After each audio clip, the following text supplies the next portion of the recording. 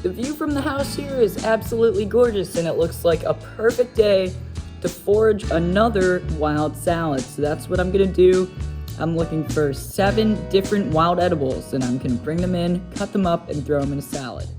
Okay, so we're gonna be starting off the video with this yellow dead nettle, and actually, if you've been around the channel for a while, then you know that I'm constantly saying that there's a high likelihood that you have some wild edibles just sitting in your backyard.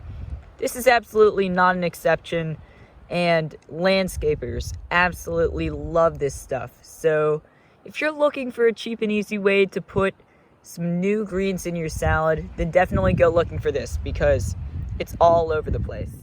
Alright, we have what looks to be a young spruce tree here, and a lot of people think that you cannot eat trees, which is absolutely false. You can eat maple trees, a bunch of pines you can put in your teas, so that connotation that you can't eat trees is just not true, and I'm about to show you guys why. If you just pick off some of the newer yellowish growth. That is absolutely delicious. Nice and citrusy. This is going in the salad. That is super good, wow.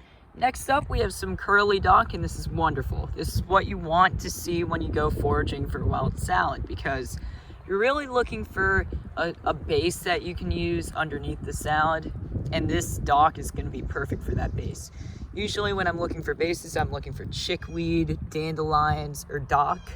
So I'm gonna go with the latter here, and as you can see, we're looking for some of that younger growth, like this right here would be perfect. Just gonna pluck off a couple more like those and we'll be good to go.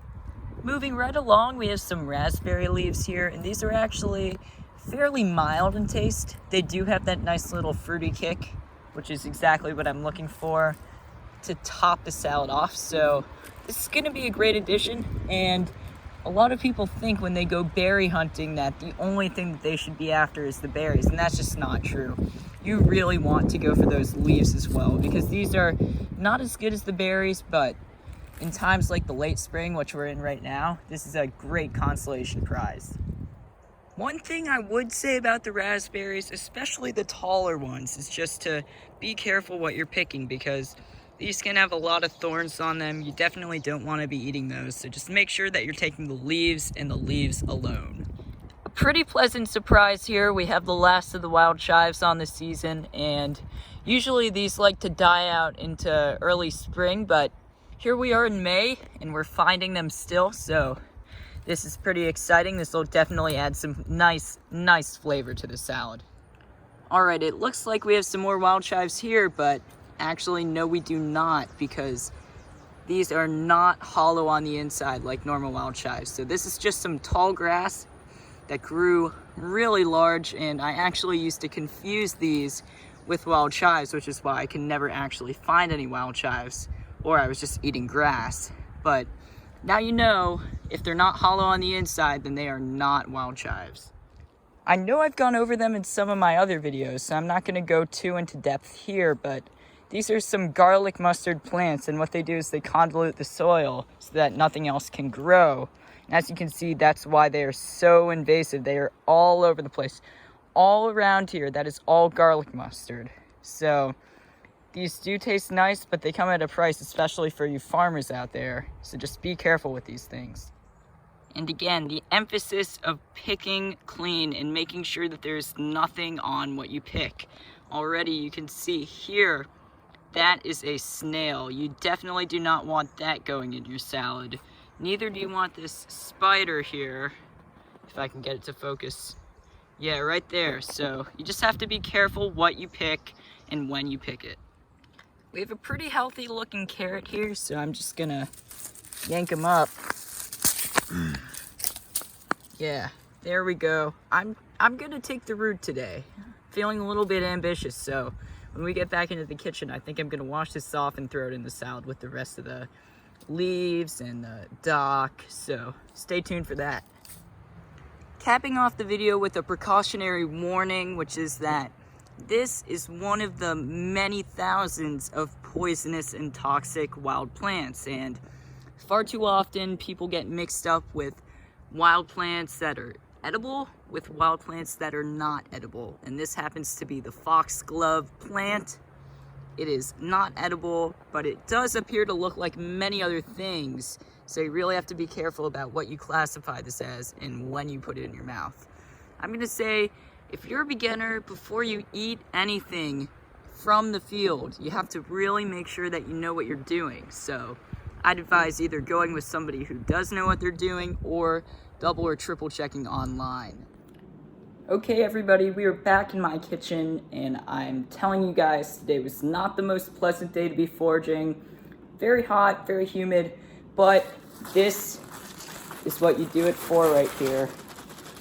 Just a big haul of greens there. We've got the carrot right there.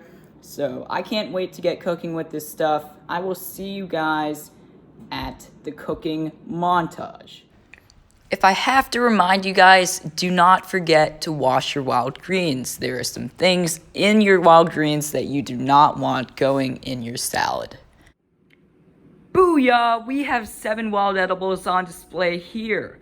We have the yellow archangel, also known as yellow dead nettle.